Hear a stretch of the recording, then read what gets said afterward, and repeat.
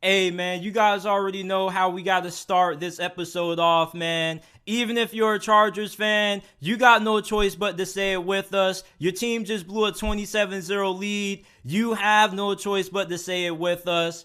Three, two, one. Duval.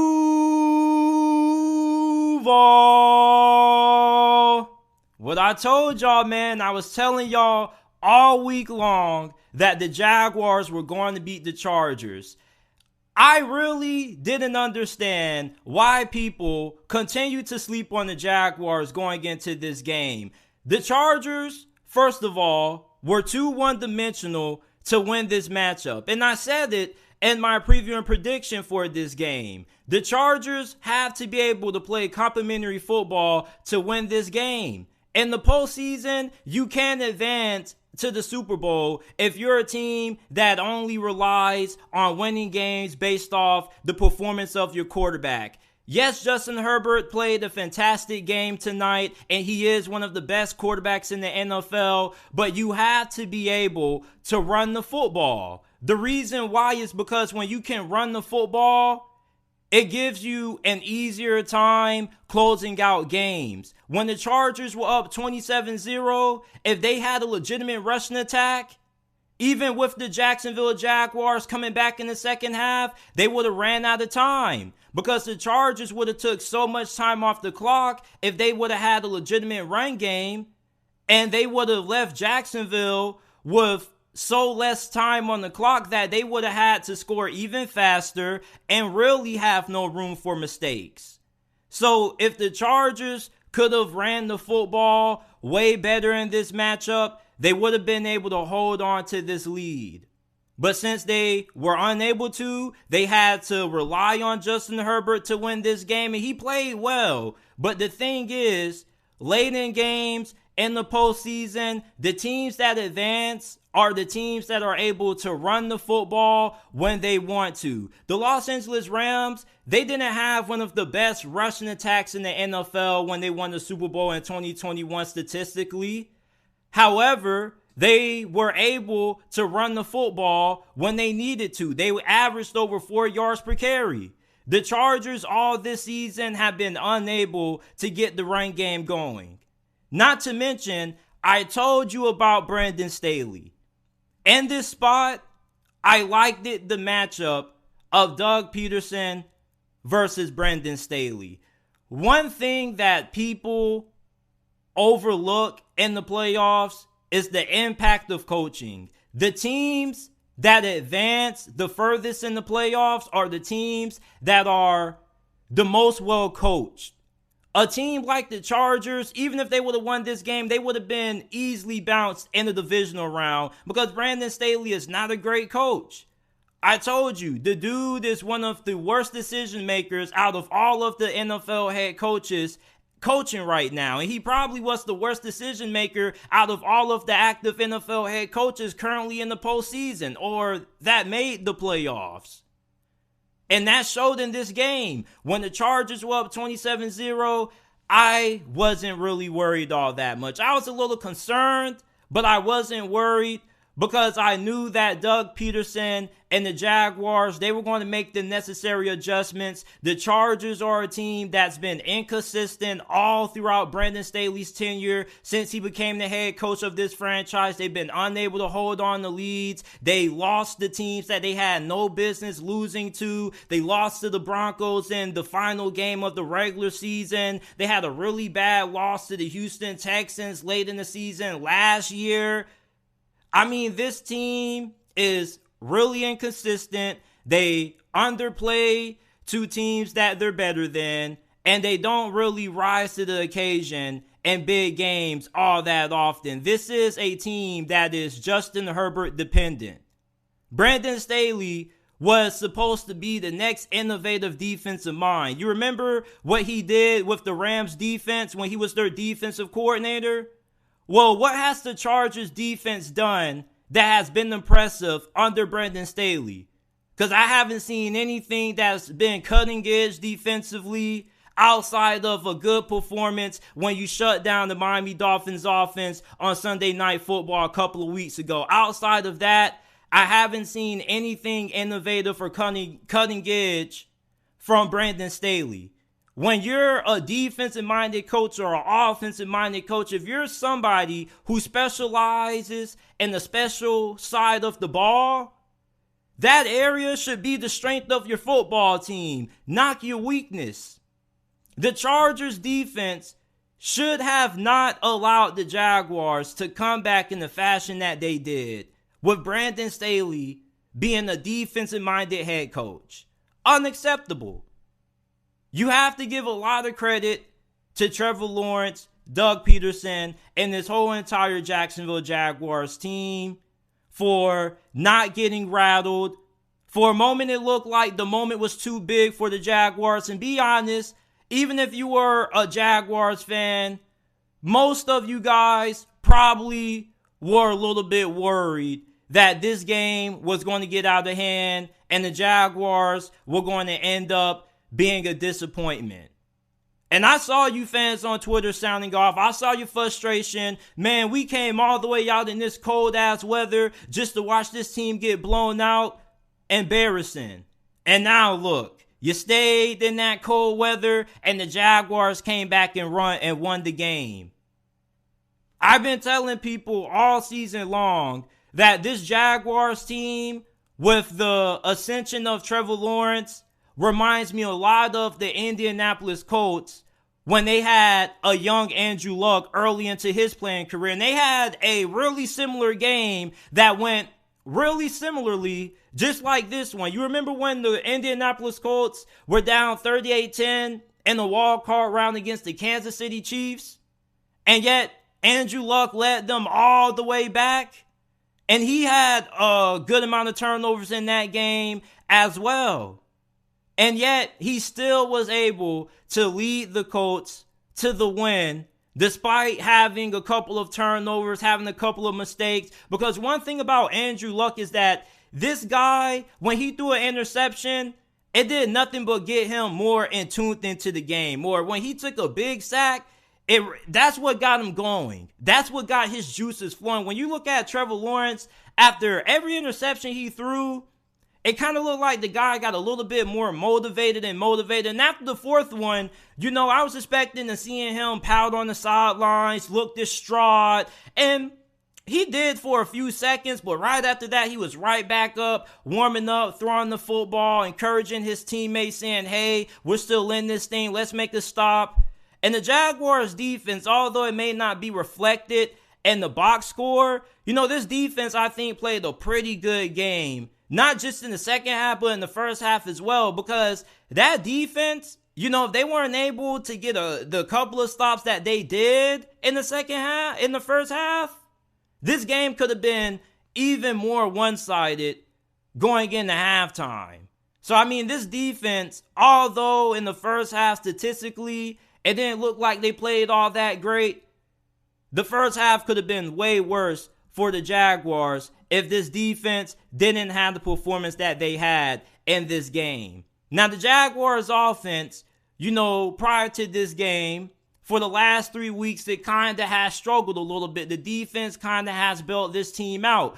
They built this team out a good amount in this game, even though the offense eventually got things going in the second half. Zay Jones, Christian Kirk, Evan Ingram, you got your best playmakers in the passing game going. You got Travis Etienne going big in this game. It was a 4th-and-1 conversion, which was a fantastic play called by Doug Peterson, because initially they were going to what looked like go for a quarterback sneak and just try to push Trevor Lawrence for the first down.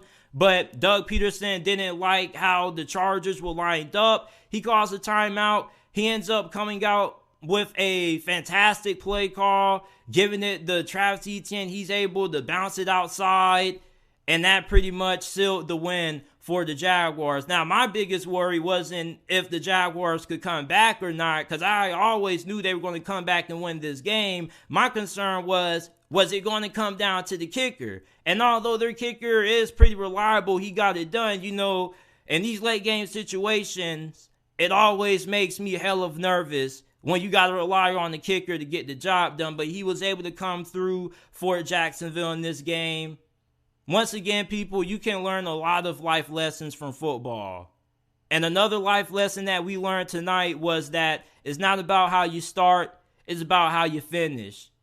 You can start the race in last place and still finish in first place in the end. The Jaguars showed once again why they are the AFC South champions. They're the AFC South champions not because of just Trevor Lawrence and Doug Peterson, although they are a very big part and why the Jacksonville Jaguars are advancing to the divisional round. But at the same time, they have a really good supporting cast. They did a fantastic job building around Trevor Lawrence, and this is a team that knows how to win. This is a team that knows how to win close games. This is a team that knows how to overcome adversity. They know how to overcome being down multiple possessions. And this was another instance, once again, like the Ravens game and the Cowboys game, when the Jags got down and they were able to battle through and find a way to win. And I'll be, a little bit naive if I didn't talk about how big the home field was for Jacksonville in this game. The Jacksonville Jaguars fans showed up for this game, and although they were probably hella frustrated with how this game started, I'm pretty sure Jaguars fans are thrilled to be walking out of TIAA Bank Stadium or field with their team getting the victory and their last home season game of the season, since the Jacksonville Jaguars from this point forward are going to be having to go on the road for the remainder of the playoffs unless, the Dolphins or somebody else who's a lower seed is able to pull off an upset or something like that. But the Jaguars beat the Chargers 31-30, coming back down from 27-0. The home crowd of the Jaguars was big in this game. They were loud. They showed up. And once again, the city of Jacksonville shows everybody that this community supports this team when you give the community something to support. The Jaguars haven't been good for pretty much the majority of time that I've been alive. I've lived in Jacksonville for pretty much my whole entire lifetime. I'm 20, about to be 21 years old in March. And the Jacksonville Jaguars have only had, 2 or 3 good seasons? You had a 1 in 2000 that I don't really remember all that well because I was too young. You had the year when you went to the AFC Championship game and this one. So the Jacksonville Jaguars haven't really been all that successful throughout my time being alive on this earth. But I'm happy to see this team finally having success. I'm not a Jags fan, but I'm just a fan of Jacksonville because I grew up in the city, so I just support the team. And this is a big win, not just for this franchise, but for the city of Jacksonville. I said the same thing about the Tennessee Titans win, but this win is even bigger than that one because you did it in the playoffs. Everybody was wondering, is this moment going to be too big for the Jacksonville Jaguars? Is it going to be too big for Trevor Lawrence? Or the lights going to shine too bright? It looked like it for the first half, but the Jags were able to lock in the second half, and they showed us tonight why they are advancing to the divisional round. Jaguars get the win.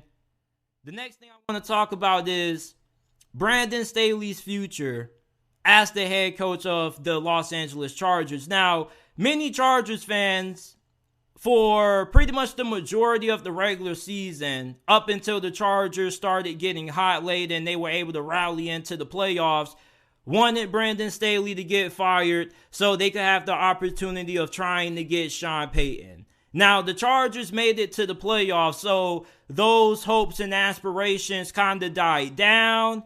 But now, I think that if you are a Chargers fan, you can get your hopes back up high for potentially landing Sean Payton. And it's been rumored out there, and it's also been reported by multiple sources that Sean Payton has a lot of interest in staying in the city of Los Angeles.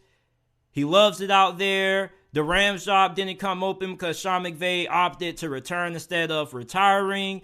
And the two jobs that Sean Payton has been linked to the most has been the Arizona Cardinals and the Los Angeles Chargers. Now, the Los Angeles Chargers organization, I think they would be down for Sean Payton. The problem is, will they be willing to pay the money to get Sean Payton? Because the thing about the Chargers organization that we all know is that these owners or whoever they have running this organization, this team, they have a hard time wanting to empty out that checkbook. When it comes to getting big name head coaches, the LA Chargers, the majority of the times, they just say, we're good. We don't want to spend the money.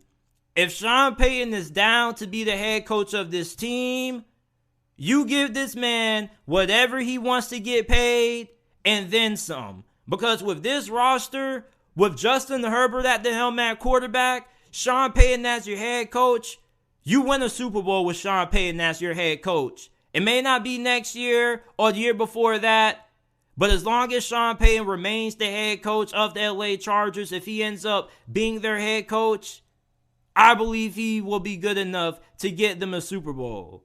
This team is way too talented to allow Brandon Staley to constantly underachieve year after year. Last year, we heard all the excuses. It was, JT, Brandon Staley didn't have his guys. He needs more talent to run the style of defense that he wants to run. Well, he had the talent, and they gave up a 27-0 lead to the Jacksonville Jaguars.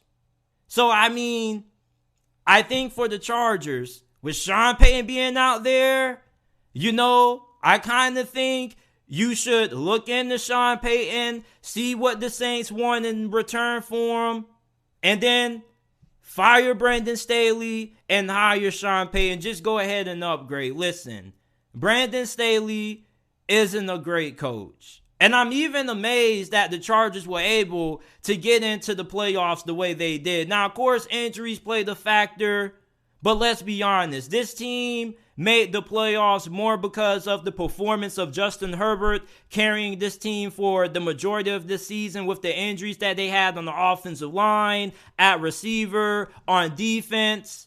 Now, the defense did have a couple of good performances, but the Chargers mostly made the playoffs behind the arm of Justin Herbert. And their loss to the Jacksonville Jaguars showed you everything you need to know about who was most responsible for this team's success this season.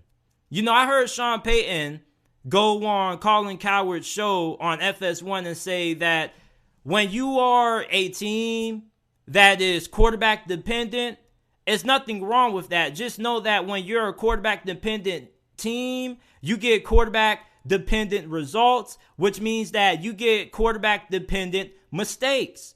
Therefore, when your quarterback struggles, your team is going to struggle. But when your team plays well, most of the times it's going to be because of the performance of your quarterback. But at the same time, you have to be able to be balanced. You can't overly rely on your quarterback to win games because no championship team wins a championship solely based off who they have at quarterback. Championship teams win championship games because they have more than one championship caliber player on their roster. They don't just have a franchise quarterback.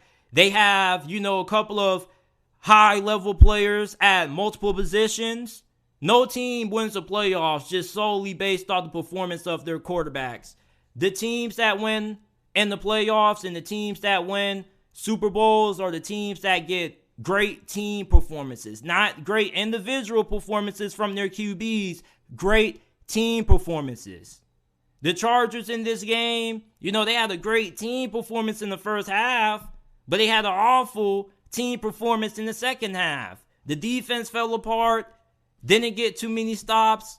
Brandon Staley wasn't able to make the adjustments needed to hold on to this lead. The Chargers' inability to run the football cost them. Brandon Staley, once again, wasn't able to get it done. The Chargers drop a game where many people expected them to win this one. You got to remember, the Chargers were a 2-point favorite going into this matchup? And even without Mike Williams, you were up 27-0. So you can't use that excuse for Brandon Staley neither. It's time for the Chargers to get a true head coach, get a proven head coach, and pay the money to get one. Okay? Go ahead, get Sean Payton.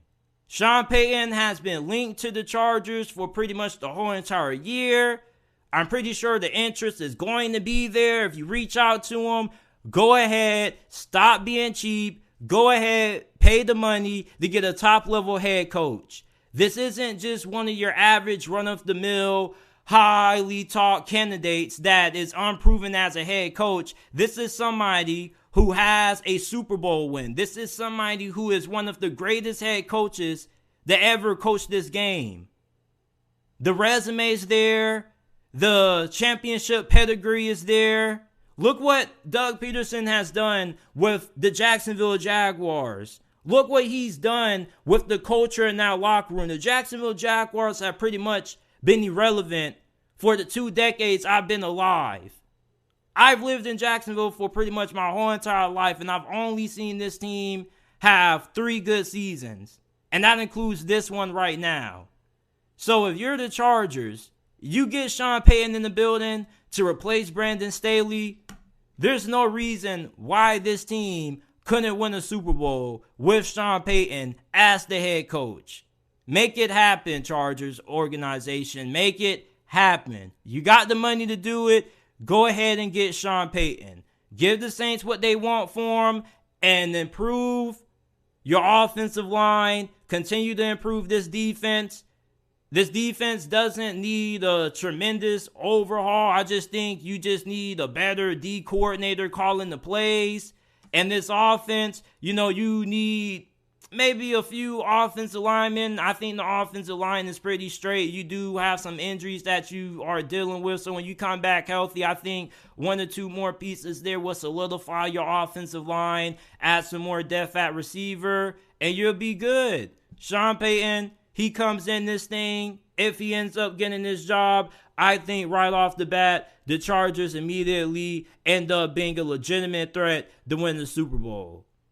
It's time for the Chargers front office and these owners to start emptying out their wallets and getting better head coaches. Sean Payton's out there. This is the chance for the Chargers to get a proven winner. This isn't a highly talked about head coaching candidate who's never coached before. This is Sean motherfreaking Payton, a future Hall of Famer. Go get him. This is it for this episode of the JT Sports Podcast. Let me know how you guys feel about the Jacksonville Jaguars win over the Los Angeles Chargers. If you enjoyed this episode of the pod, leave us with a 5-star review. We will greatly appreciate it. Share the podcast with your friends, family members, and acquaintances. And I will see you guys shortly with another episode of the JT Sports Podcast.